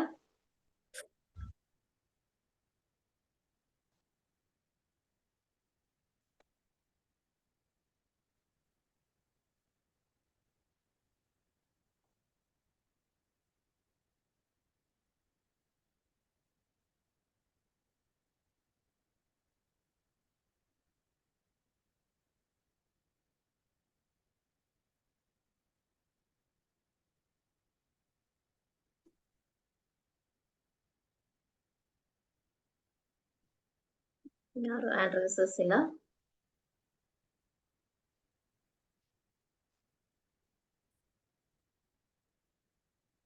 ತುಂಬಾ ಅದ್ಭುತವಾಗಿ ತಿಳಿಸ್ಕೊಟ್ರಿ ಮ್ಯಾಮ್. ಅವಾಗೆ ಗಾಂಧೀಜಿಯವರು ಮೀಟ್ ಮಾಡಿರೋದು, ಅಲ್ಲಿ ಆ ಸಂಘಕ್ಕೆ ಬಂದವರು ಆ ಗಾಂಧೀಜಿಯವರ ತತ್ವಗಳನ್ನ ಸಿದ್ಧಾಂತಗಳನ್ನ ಅವ್ರು ಹೇಳಿದ್ದು, ಗಾಂಧೀಜಿಯವರೆಗೂ ತನಕನೂ ರೀಚ್ ಆಗಿರೋದು ಅದು ಅವಾಗೇನೆ. ಅವಾಗಿನ ಕಾಲದಲ್ಲಿ ಯಾವ ಮೀಡಿಯಾ ಇರ್ಲಿಲ್ಲ, ಯಾವ ಒಂದು ಫೋನ್ ಇಲ್ಲ, ಕಾಂಟ್ಯಾಕ್ಟ್ಸ್ ಗಳಿಲ್ಲ. ಎಷ್ಟು ಪ್ರಚಾರ ಅನ್ನೋದು ಆವಾಗಿನ ಕಾಲದಲ್ಲಿ ಎಷ್ಟು ಕಷ್ಟ ಇತ್ತು. ಅಂಥದ್ರಲ್ಲಿ ಗಾಂಧೀಜಿಯವ್ರ ತನಕ ಅದು ರೀಚ್ ಆಗಿ ಅವ್ರು ಅವಾಗ ಆ ಒಂದು ಇದ್ರಲ್ಲಿ ಬಂದು ಕಾರ್ಯಕ್ರಮದಲ್ಲಿ ಬಂದು ಅವರು ಬಸವಣ್ಣನವರ ಬಗ್ಗೆ ಮಾತಾಡಿದ್ದಾರೆ ಅಂತ ಹೇಳಿದ್ರಿ. ಅದು ತುಂಬಾ ಅತ್ಯಾಶ್ಚರ್ಯ, ಅದ್ಭುತವಾಗಿತ್ತು ಮ್ಯಾಮ್. ಅಂದ್ರೆ ಅವರ ಬಸವಣ್ಣನವರ ಒಂದು ಕಾಯಕ ತತ್ವವನ್ನ ಮೆಚ್ಚಿ ಮಾತಾಡ್ತಾರೆ ಮೇಡಮ್ ಇಲ್ಲಿ ಗಾಂಧೀಜಿಯವರು. ಹಂಗೆ ಇವರ ಒಂದು ಸಮಾಜ ಸುಧಾರಣೆಯಲ್ಲಿ ಅಸ್ಪೃಶ್ಯತೆ ಬಗ್ಗೆ ಅಲ್ಲಿ ಅವ್ರು ಮಾತಾಡಿರ್ತಕ್ಕಂಥದ್ದು, ಅವರಿಗೆ ಅಷ್ಟೊಂದು ಬಸವಣ್ಣನವರ ತತ್ವ ಸಿದ್ಧಾಂತಗಳು ಅವ್ರಿಗೆ ಅಷ್ಟೊಂದು ಮೆಚ್ಚುಗೆ ಆಗಿ ಇರ್ತಕ್ಕಂಥದ್ದು ಗಾಂಧೀಜಿಯವರಿಗೆ. ಅದು ಒಂದೇ ಒಂದು ಕಾಯಕ ತತ್ವ ಅಂತಕ್ಕಂಥದ್ದು ಹೇಗೆ ಅವ್ರ ಮನಸ್ಸೆಳೆಯಿತು ಅಂತಂದ್ರೆ ತಮ್ಮ ಭಾಷಣದಲ್ಲೇ ಅದನ್ನು ವ್ಯಕ್ತಪಡಿಸಿ ಬಿಡ್ತಾರೆ, ಅಷ್ಟು ಖುಷಿಯಿಂದ ಅವರು. ಈ ಮೂಲಕ ಈ ಒಂದು ಕಾಯಕ ತತ್ವ ಮತ್ತು ಈ ಅಸ್ಪೃಶ್ಯತೆಯ ನಿವಾರಣೆಯ ಬಗ್ಗೆ ಬಸವಣ್ಣನವರ ಒಂದು ಈ ಒಂದು ಸಮಾಜ ಸುಧಾರಣಾ ಕ್ರಮಗಳು ಏನಿದಾವಲ್ವಾ ಅನುಷ್ಠಾನಕ್ಕೆ ಇಲ್ಲಿ ಮಾತ್ರ ಅಲ್ಲ, ಇಡೀ ವಿಶ್ವದಲ್ಲಿ ಅನುಷ್ಠಾನಕ್ಕೆ ತಂದ್ರೆ ಇಡೀ ವಿಶ್ವ ಸಮುದಾಯವನ್ನು ನಾವು ಯಾವ ರೀತಿ ವಿಶ್ವ ಸಮುದಾಯದಲ್ಲೂ ಕೂಡ ಪರಿವರ್ತನೆಯನ್ನು ಕಾಣ್ಬಹುದು ಅಂತಕ್ಕಂಥದ್ದು ಗಾಂಧೀಜಿಯವರಲ್ಲಿ ಹೇಳಿರ್ತಕ್ಕಂಥದ್ದು ಮಾಸ್ಟರ್ಸ್. ಇನ್ನೊಂದು ಹ್ಯಾಂಡ್ ರೈಸ್ ಇದೆ.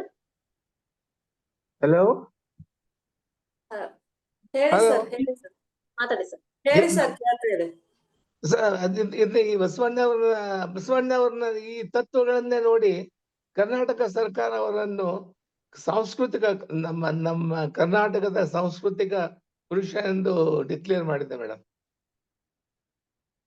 ಆಮೇಲೆ ಈಗ ಸುಮಾರು 800-900 ವರ್ಷಗಳ ಹಿಂದೆ ಕಾಶ್ಮೀರದ ರಾಜ ಮೇಡಮ್, ಕಾಶ್ಮೀರದ ರಾಜ ರಾಣಿ ಕಾಶ್ಮೀರದಲ್ಲಿ ಏನಿದ್ರು ಅವರು ಕಾಶ್ಮೀರವನ್ನು ಬಿಟ್ಟು ಇಲ್ಲಿ ಬಂದ್ರು ಮೇಡಮ್.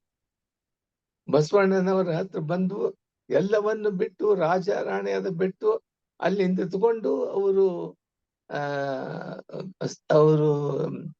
ಅಲ್ಲಿ ಶರಣರ್ ಆಗಿಬಿಟ್ರು ಮೇಡಮ್.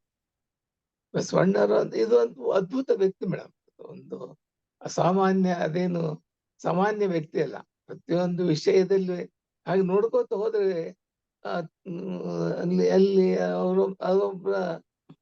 ಒಬ್ಬ ಯುಗ ಪುರುಷನಂತ ಹೇಳ್ಬೇಕು ಮೇಡಮ್. ಅವರು ಹೇಳಿದ ವಚನಗಳನ್ನ, ಆಮೇಲೆ ಸ್ತ್ರೀ ಸ್ವಾತಂತ್ರ್ಯವನ್ನ ಅವಾಗ ಮಾಡಿಕೊಟ್ರು ಮೇಡಮ್.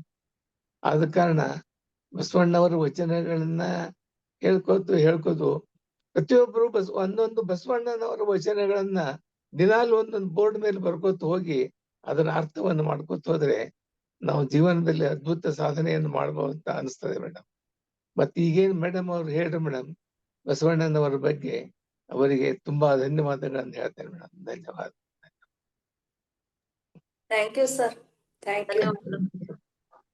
ಆ ಒಂದು ಅಭಿವ್ಯಕ್ತಿ ಸ್ವಾತಂತ್ರ್ಯ ಅಂತಕ್ಕಂಥದ್ದು ಮತ್ತು ಬಸವಣ್ಣನವರು ತಂದಿರ್ತಕ್ಕಂಥ ಸ್ತ್ರೀ ಸ್ವಾತಂತ್ರ್ಯದ ಬಗ್ಗೆ ನಾವು ನೋಡ್ತೀವಿ ಅಲ್ವಾ ಮಾಸ್ಟರ್ಸ್. ಅನುಭವ ಮಂಟಪದ ಒಂದು ಆ ಒಂದು ವೇದಿಕೆಯಲ್ಲಿ ಸ್ತ್ರೀಯರಿಗೂ ಕೂಡ ಅಲ್ಲಿ ಅಷ್ಟೇ ಸ್ವಾತಂತ್ರ್ಯ ಇತ್ತು. ಎಷ್ಟೊಂದು ಜನ ಸ್ತ್ರೀ ಶಿವಶರಣೆಯರು ಕೂಡ ಅಲ್ಲಿ ಬಂದು ತಮ್ಮ ಒಂದು ಅನುಭವಗಳನ್ನ ಅಲ್ಲಿ ಹೇಳ್ಕೊಳ್ತಾ ಇದ್ರು. ಅವರಿಗೂ ಒಂದು ಮುಕ್ತ ಸ್ವಾತಂತ್ರ್ಯ, ಪುರುಷನಷ್ಟೇ ಒಂದು ಸಮಾನತೆಯನ್ನು ಇಲ್ಲಿ ಸ್ತ್ರೀಗೂ ಕೂಡ ಬಸವಣ್ಣನವರ ಅನುಭವ ಮಂಟಪದಲ್ಲಿ ಅವರು ಕೊಟ್ಟಿರ್ತಕ್ಕಂಥ ಒಂದು ಸ್ತ್ರೀ ಸ್ವಾತಂತ್ರ್ಯ. ಅದಕ್ಕೆ ಈ ಒಂದು ಈಗ ನಾವು ಅಕ್ಕಮಹಾದೇವಿ ಅವ್ರನ್ನೆಲ್ಲ ನೋಡ್ತೀವಿ ಅಲ್ಲ ಮತ್ತು ಸಾಯ್ದಕ್ಕಿ ಲಕ್ಕಮ್ಮ ಆಗಿರ್ಬಹುದು, ಇಂಥ ಎಷ್ಟೋ ಶಿವಶರಣೆಯರು ಅನುಭವ ಮಂಟಪದಲ್ಲಿ ಇರ್ತಾ ಇದ್ರು. ಅವ್ರಿಗೆ ಎಸ್ ಸರ್, ಅವರು ಸ್ತ್ರೀಯರೇ ಬರೆದ ಸುಮಾರು ವಚನಗಳಿದೆ ಮೇಡಮ್. ಸ್ತ್ರೀ ಶರಣೆಯರು ಬರೆದು ಸುಮಾರು ವಚನಗಳಿದೆ. ವಚನಗಳನ್ನು ಅದ್ಭುತ ವಚನಗಳಿದೆ ಮೇಡಮ್. ಮೊನ್ನೆ ಇದ್ರ ಬಗ್ಗೆ ಒಂದು ವಿಜಯ ಕರ್ನಾಟಕದಲ್ಲಿ ಬರ್ತಾ ಇತ್ತು ಮೇಡಮ್, ಒಂದು ಸ್ಮಾಲ್ ಬರ್ತದೆ ಶಿವಶರಣೆಯರ ವಚನಗಳು ಅಂತ.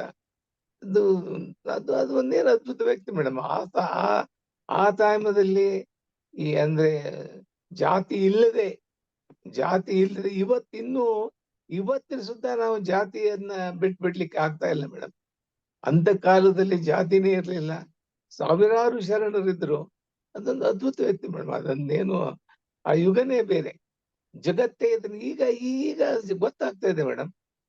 ಅದನ್ನ ನೋಡಿ ನಮ್ಮ ದೇಶದ ಪ್ರಧಾನಿಯವರನ್ನ ಅವರನ್ನ ಹೊಗಳಿ ಹೇಳ್ತಾ ಇರ್ತಾರೆ ಮೇಡಮ್. ಯಾವಾಗಲೂ ಹೊಗಳ್ತಾ ಇರ್ತಾರೆ. ಆಮೇಲೆ ಈಗೇನ ಅನುಭವ ಮಂಟಪ ಅಂದ್ರೆ ಈಗೇನು ಪಾರ್ಲಿಮೆಂಟ್ ಇದೆ, ಅವಾಗಲೇ ಪಾರ್ಲಿಮೆಂಟ್ ಇತ್ತು ಮೇಡಮ್. ಅಲ್ಲಮ್ಮನವ್ರನ್ನ ಮಾಡ್ರು. ಅದೊಂದು ದಿನಾಲು ಅವರ ವಚನಗಳನ್ನ ದಿನಾಲು ಮಾಡ್ಕೋತ ಹೋದ್ರೆ. ಮತ್ತೆ ಆಮೇಲೆ ಕುಮಾರಸ್ವಾಮಿ ಒಬ್ಬರು ಇದ್ರು ಮೇಡಮ್, ಧಾರವಾಡ ಮಠದಲ್ಲಿ ಕುಮಾರಸ್ವಾಮಿ ಅಂತ.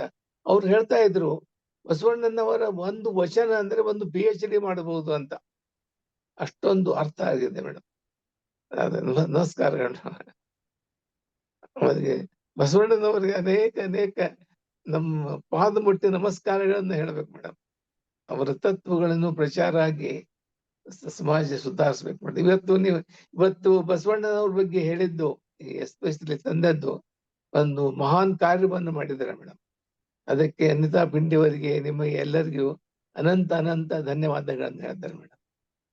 ನಮಸ್ಕಾರ. Thank you sir. Thank you. ನಮಸ್ಕಾರ. ಅಂದ್ರೆ ಅಲ್ಲಿ ಸರ್ ಇನ್ನೊಂದೇನಂದ್ರೆ ನೋಡಿ, ಸುಮಾರು 800 ವರ್ಷಗಳಿಂದ ಜನ ಕೇಳ್ತಾ ಬರ್ತಾ ಇದ್ದಾರೆ. ಪ್ರತಿ ವರ್ಷ ಜಯಂತಿ ದಿವಸ ಅವ್ರ ಬಗ್ಗೆ ಮಾತಾಡೋದು ಬಿಡೋದು, ಆದ್ರೆ ಜನ ಇಲ್ಲಿ ಆಚರಣೆಯಲ್ಲಿ ತರ್ತಾ ಇಲ್ಲ. ಅದು ಮೇನ್. ಈಗ ಪತ್ರಿ ಸರ್ ಆದ್ರೂ ಈಗ ಆಚರಣೆಯಲ್ಲಿ ತರಬೇಕು ಅಂತಾನೆ ಈಗ ಎಲ್ಲ ಪಿರಮಿಡ್ ಮಾಸ್ಟರ್ಸ್ಗಳಲ್ಲಿ ಯಾರು ಧ್ಯಾನಕ್ಕೆ ಬಂದಿರ್ತಾರೆ, ಅವ್ರು ಹೇಳೋದಷ್ಟೇ ಮಾಡ್ತಾ ಇಲ್ಲ. ಪತ್ರಿ ಸರ್ ಆಚರಣೆಯಲ್ಲಿ ತರ್ಲಿಕ್ಕೆ ಪ್ರಯತ್ನ ಪಡ್ತಾ ಇದ್ದಾರೆ.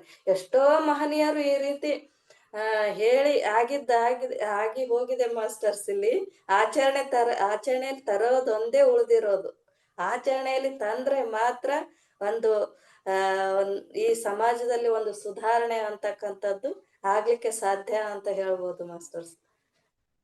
ಕೇಳ್ತಾನೆ ಬರ್ತಾ ಇದ್ದಾರೆ, ಆದ್ರೆ ಯಾರು ಆಚರಣೆಯಲ್ಲಿ ತರ್ತಾ ಇಲ್ಲ. ಹಂಗಾಗಿ ಇನ್ನೂ ಆ ಜಾತೀಯತೆ ಅನ್ನೋದು, ಸ್ತ್ರೀ ಪುರುಷ ಅಸಮಾನತೆ ಅನ್ನೋದು, ಈ ಲಿಂಗ ಭೇದ ಆಗಿರ್ಬೋದು, ವರ್ಣ ಭೇದ ಆಗಿರ್ಬೋದು, ಇನ್ನೂ ಸಮಾಜದಲ್ಲಿ ಉಳ್ಕೊಂಡಿದೆ ಮಾಸ್ಟರ್ಸ್.